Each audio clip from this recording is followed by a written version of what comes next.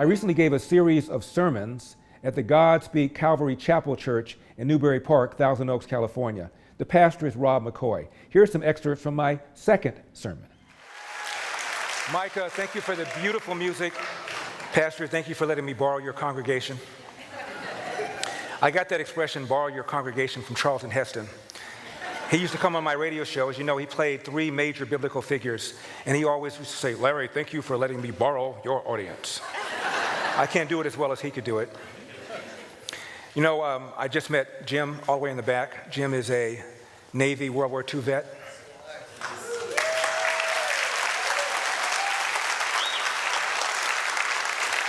I don't know if you heard, thank you, sir. I don't know if you heard the story about Jim.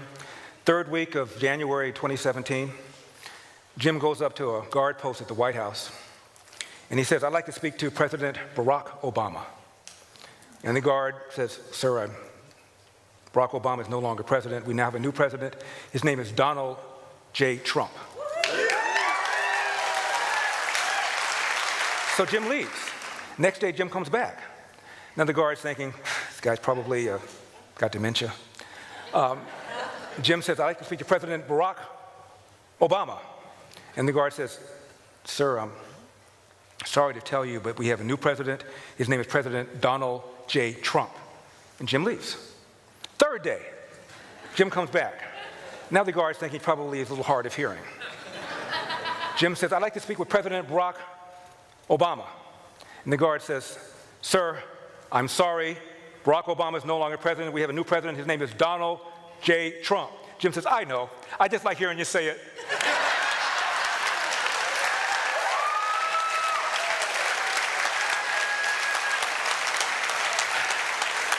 In June alone, consumer prices soared 5.4%. In May, it was 5%. These are the highest bumps since 2008. Higher fuel prices, higher food prices, construction costs, housing prices. Inflation isn't just coming, it's here. Have you protected your savings, your investments, if they're tied to the dollar in stocks, bonds, or cash? Well, the answer is no. You see, Birch Gold Group offers you an opportunity to hedge against inflation by diversifying a portion of your savings into physical precious metals.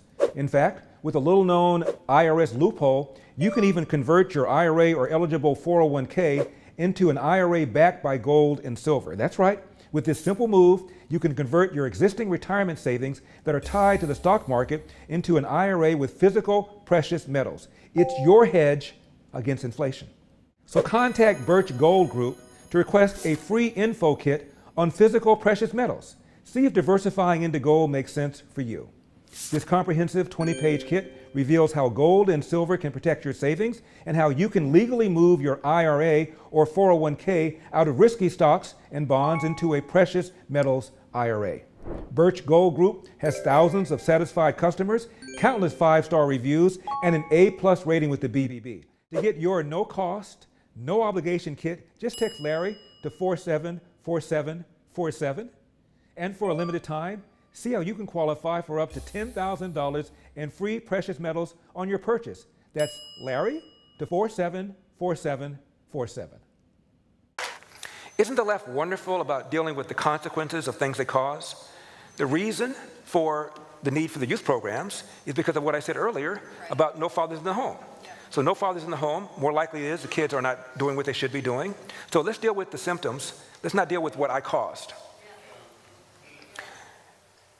And I said, this narrative, the police are engaging in systemic racism. I said, you know it's a lie.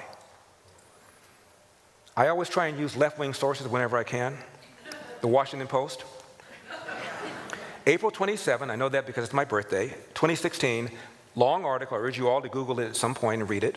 Long article about decade after decade after decades of research showing not only are cops not using deadly force against black people just because they're black, but they're more hesitant, more reluctant to pull the trigger on a black suspect than a white suspect. Same year, 2016, July, front page story, New York Times. There's a Harvard professor, black, named Roland Fryer. He is so brilliant, he is the youngest tenured professor in the history of Harvard, and Harvard is the oldest college in the country. And he just knew, based upon the headlines Freddie Gray, the one who died in the police van in Baltimore. Tamir Rice, the one who was shot after twirling the replica gun in Cleveland. Michael Brown, of course, in Ferguson. Eric Gardner, he was the guy selling Lucy's in New York, and he died in police custody. He just knew, Roland Fryer, that the police was using deadly force against black people just because they're black, and thought he would do a study to confirm his conclusion. So did a study. He said the results were the most surprising of my professional career. Not only were the police not using deadly force against black people just because they were black, he found out that they were more hesitant, more reluctant to pull the trigger on a black suspect than a white suspect. Now, the left believes a lot of stupid things, and many stupid things they believe are harmless. This is harmful. This causes damage. This causes real world damage in two ways. Much of police work is discretionary. In fact, most of it is. You can choose to get out of your squad car and intervene when you think something looks suspicious. Or you can sit there and just respond to radio calls. Proactive policing versus passive policing.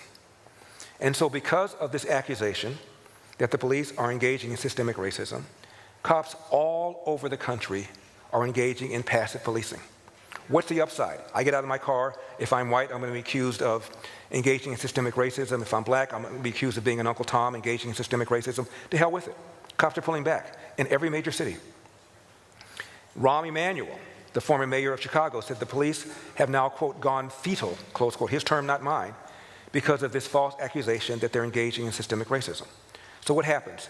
Bad guys know it, crime goes up, and the people who are disproportionately affected by that are people living in the inner city, black and brown people, the left they claim to care about. And as a result, we have this ridiculous narrative. You know who I blame in part for this? I blame Barack Obama. I'll tell you why. Al Sharpton is the flame-throwing, anti-Semitic hate monger, but he's a caricature. Minister Farrakhan is a hate monger, but he's also a caricature. Very small congregation. But people respect people like Barack Obama. People respect people like Eric Holder. They speak in beautiful sentences, they have great degrees, they're both lawyers, and Barack Obama is one of the most admired men in this country. I was in the arena in 2004 when he spoke. He introduced John Kerry. And he gave a speech and he said, there's no blue America, there's no red America, there's just one America, and people went nuts. There's no black America, there's no white America, there's one America, people went nuts. I turned to my producer, I said, he's not saying anything. He's saying it well, he's not saying anything. I said, he's probably going to run for president someday, and I bet he's going to get elected. Now, Obama in 2007 gave a speech at a black church. He was thinking about running it. He had not yet announced.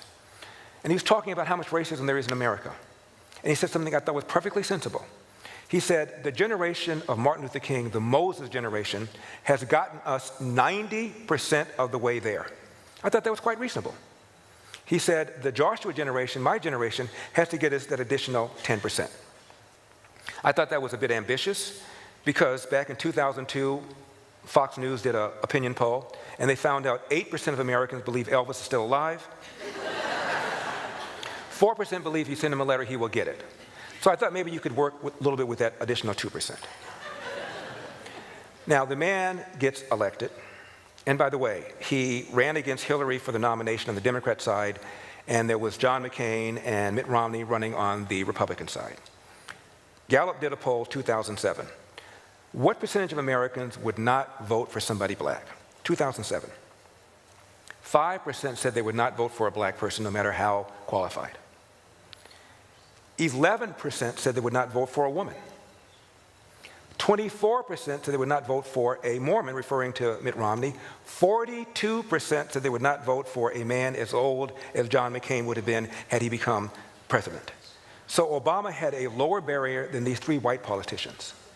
And now we're talking about, fast forward, he gets elected, and what did he say? The Cambridge police acted stupidly. The first time he had an opportunity to tamp down this BS. The Cambridge police acted stupidly is what he said. You might recall what happened. His friend, Henry Louis Gates, who's a tenured professor at Harvard, and a friend of Obama's, came home from vacation and forgot his door key. So he and the cab driver broke into his door. A neighbor saw this, called 911. Don't you want your neighbors to do this? Don't you want your neighbor to be proactive and make sure nothing, that's what you want. So Cambridge police officer shows up, sees this man in the house, doesn't know if the man belongs to the house, politely asks him to come out. And what did this Harvard professor say? He says, I'll come out if your mama tells me to come out. Really? He gets briefly arrested. And instead of Obama saying, you know, I spoke with my friend Henry Louis Gates last night, and I said, Skip, what are you doing? Come on, knock it off. Cop's just doing his job. Neighbor's just doing her job. And you turn it into a race thing? Knock it off. That's not what he said. What did he say? And I'm quoting, the Cambridge police acted stupidly. No, they did not. They did their job. It infuriated cops all around the country. And Obama never backed down. He then said later on, racism is in America's DNA. Hold the phone. 1958, Gallup asked Americans, would you vote for a black president? Only 38% said yes. Fast forward, only 3% said they would not. Now, if it's in our DNA, how does that change? Obama gave a speech before the United Nations and it mentioned Ferguson. We have our own problems. We have a place called Ferguson. Ferguson was a lie. Michael Brown did not have his hands up, did not say don't shoot. They did a full investigation. Michael Brown's DNA was on the officer's gun because he was trying to get the gun. Officer was completely vindicated. It's a lie. If I had a son, he'd look like Trayvon. What does it even mean? And the jury found unanimously that George Zimmerman was not guilty, and there was a black alternate who didn't sit on the jury, but the black alternate said, I would have come to the same conclusion, and race never came up. America is the least racist majority society in the world.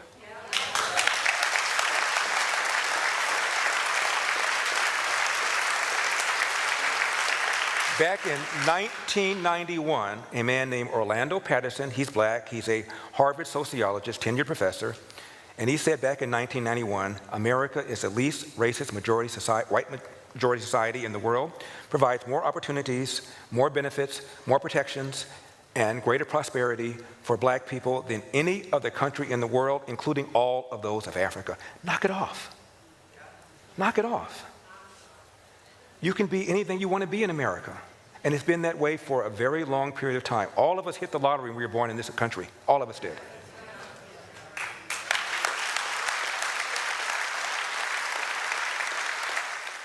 I'm Larry Elder, and we've got a country to save. And I will see you next time. Out.